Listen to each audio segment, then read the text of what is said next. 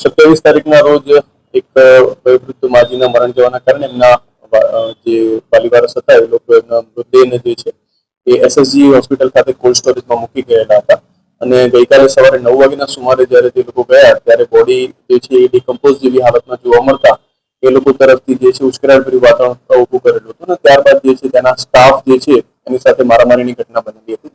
આ સંદર્ભમાં પોલીસ વિભાગ તરફથી તાત્કાલિકપણે ત્યાં રિસ્પોન્ડ કરવામાં આવેલો હતો અને મામલો નિયંત્રણમાં લેવામાં આવેલો હતો. સાથે સાથે પોલીસ દ્વારા જે છે આના અનુસંધાનમાં એક ફરિયાદ પણ દાખલ કરવામાં આવેલી છે. આ એફઆઈઆરના અનુસંધાનમાં 10 થી 12 જેટલા ઇસમો દ્વારા જે લોકો આમાં મારામારીમાં સામેલ હતા એ લોકો વિરુદ્ધ ફોજદારી પગલાં લેવામાં આવેલા છે. જે પૈકી 6 જેટલા ઇસમોની જે છે ધરપકડ કરી લેવામાં આવેલી છે અને પોલીસ દ્વારા આગળની કામગીરી હજી ચાલુમાં છે.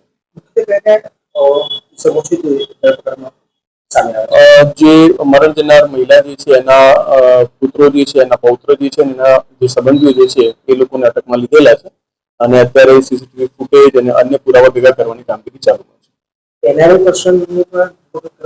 હા, જે એક પુત્ર એમના જે છે એનઆરઆઈ જે છે એના જ કારણે એમને કોલ્ડ સ્ટોરેજમાં મૃતદેહને મૂકવામાં આવેલો હતો અને એ ઇસમની પણ અમે લોકો ધરપકડ કરેલી છે. અત્યારે બીએનએસની વિવિધ કલમો અને સાથે સાથે જે હોસ્પિટલમાં આવા પ્રકારના કોઈ કૃત્ય અને જે ડોક્ટરો પ્રત્યેના આવા કૃત્ય બાબતનો એક વિશેષ ધારો 2012 થી ગુજરાત સરકાર દ્વારા અમલમાં મૂકવામાં આવેલો છે. એ ધારા